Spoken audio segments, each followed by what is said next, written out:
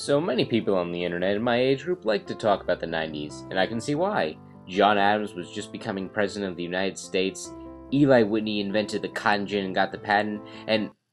wait, what? Not the 1790s? Oh, the 1990s. That makes a lot more sense. The 90s, like every decade, brought something new for us to enjoy. And many of us who grew up at some point in this decade have a fondness for what came to be, even if it wasn't that great. Of course, that's true with every decade and people's nostalgia. But to keep with the 90s theme, I'm going to take a look at the fads that emerged in this decade because, as with any decade, those are the most fun things to look back at and say, what was wrong with us? And for this list, I'll cover different types of fads like clothing styles, entertainment, and foods. Otherwise, this could just be a list of cartoons in weird fashion. Also remember the 90s covers a full 10 years, and fads sometimes don't even last 1/3 of that, so what's notable to me might not come to mind to you. Anyway, here comes the top 10 fads of the 90s. Number 10 is the Macarena. Now, not having heard this song in over 10 years, and for a good reason, I need to look it up. I found what was labeled as the original version of the Macarena. It sounded like just some humble rumba beat. I didn't understand why it was some dance craze all over the world. Then I found out that is not the Macarena everyone seems to remember and loathe. I needed the Bayside Boys remix, which enhanced the tune of the original with just some electronic music, which sounded fine until this woman started singing. It was exactly what I remembered, and it wasn't too enjoyable. In fact, that's why I haven't changed the background music to the Macarena. This song was number 1 on the Billboard Top 100. There are so many more songs that should have been higher on that. Look at that. Be My Lover by La Bouche was number 23. The original Macarena was 98. Amber's This Is Your Night was 82, and just above that, Unbreak My Heart by Toni Braxton. You know. Unbreak my heart, say you'll love me again, undo this hurt you Okay, fine, I think I've made my point here.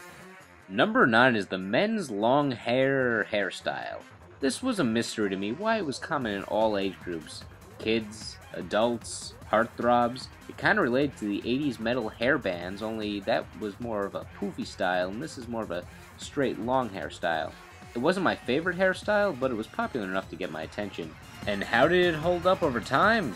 I don't know. I think everyone just really wanted to copy this suave hairstyle of Ben Franklin. Number 8 is the Tamagotchi. This was around the time when virtual pets were the in thing. And many of us know the other virtual pet that was popular around this time.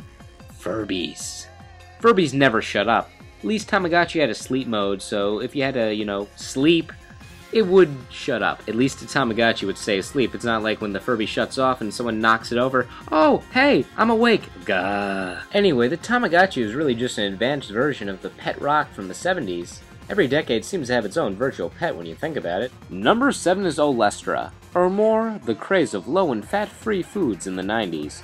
New ways to prepare foods were arising that found ways to cook foods without adding fats or cholesterol. And the poster child of these fat-free foods was Olestra, which was a fat substitute that the FDA approved in '96 and found a home with various fat-free potato chips and other snack foods in 1998. Wow, no fat in my favorite potato chips? Is there a catch? Well, there is, as soon as you read the back label, which was this. Yeah, not really what I think people want to see on the back of their food labels.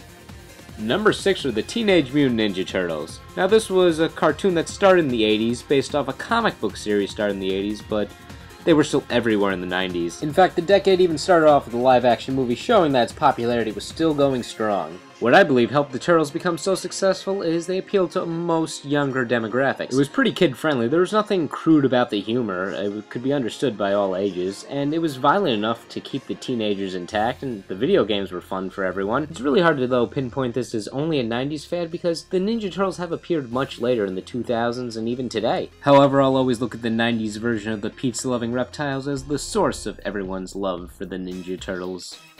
Number 5 is Pogs. This was a game, but the main reason we collected them was because of the colorful images of cartoon characters and weird things on them. I feel if these were just generic discs with 2 random colors on each side, then kids probably would not be begging their parents as much for them. There's really not much else to this besides circular game pieces with stuff on them. Wow, I never noticed how not complex this fad was. Number 4 is the Fanny Pack. How did this become a fad? It's just a different version of a backpack.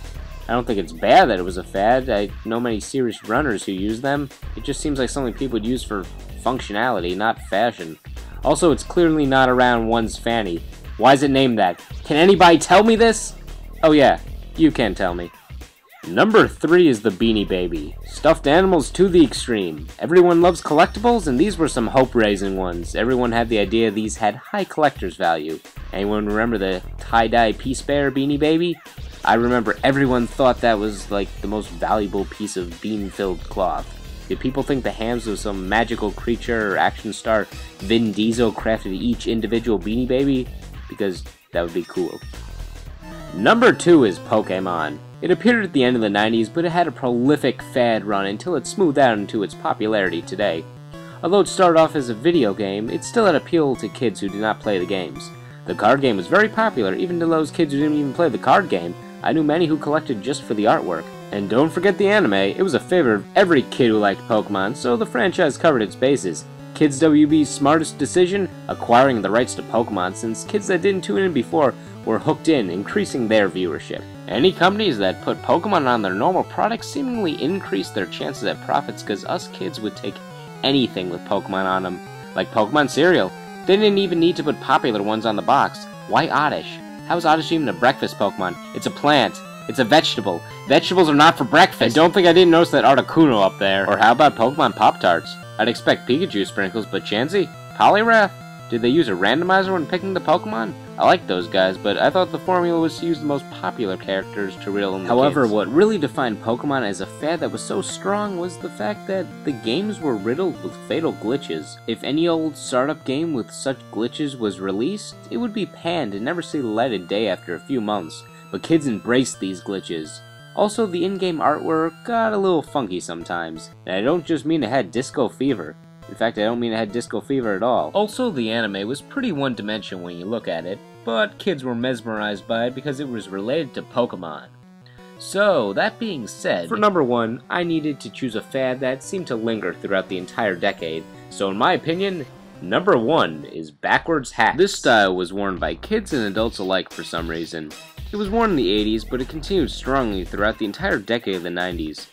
Why did everyone wear their hats like this? Did they get bored of wearing their hat the correct way? Did they want to rebel against society by wearing their hats the way they were not meant to be worn? Or were neck sunburns more sensitive in this decade? Who knows? It was perceived as part of the generic 90s cool kid wardrobe, so that's why kids were wearing it like this. And adults? I don't have a good reason. Some fads just exist because they exist. Celebrities wore this style, so maybe that's it. TV characters on the TGIF lineups wore this style, so it was also family friendly. Even mascots that were cool enough to show us their products adopted this style. And the badass looks of our favorite fictional characters made the backwards hats a must when trying to look serious. So that's my commentary on 90s hat wearing styles. Which 90s fad did I leave out that you liked? Let me know. Thank you all for watching, and I will see you all next time.